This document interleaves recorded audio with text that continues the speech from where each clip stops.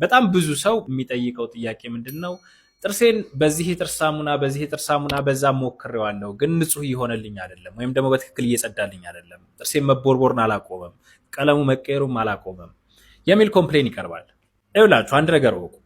ውድ በሆነ ዋጋ የጥርስ ሳሙና ገዝቶ መጠቀም ጥርሳችንን ንጹህ አያደርግም። ከዛ ይልቅ ጥርሳችንን ንጹህና ጥርት ያለ ያለመቦርቦር ሁኔታው እንዲጨምርልን የሚያደርግልን የጥርስ ሳሙናው ኳሊቲ ሳይሆን የኛ ጥርሳችን የማጽዳት ኳሊቲ የእውቀት ደረጃችን ነው።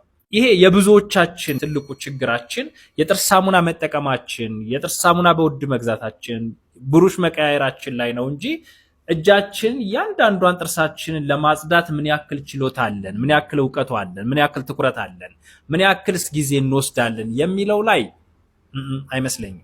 ስለዚህ አንድ ሰው ጥርሱ እንዳይቦረቦር፣ መጥፎ ያፍጠረ እንዳይመጣ፣ የድድ መድማት እንዳይመጣ፣ ጥርሶች ያለ ጊዜያቸው እንዳይነቃነቁና እንዳይጎዱ የሚፈልግ ከሆነ የጥርስ ንጽህና አጠባበቁ በእውቀት ላይ የተመሰረተ እያንዳንዷ ጥርስ በእያንዳንዱ ደቂቃ ውስጥ ንጹህ መሆኗን ማረጋገጥ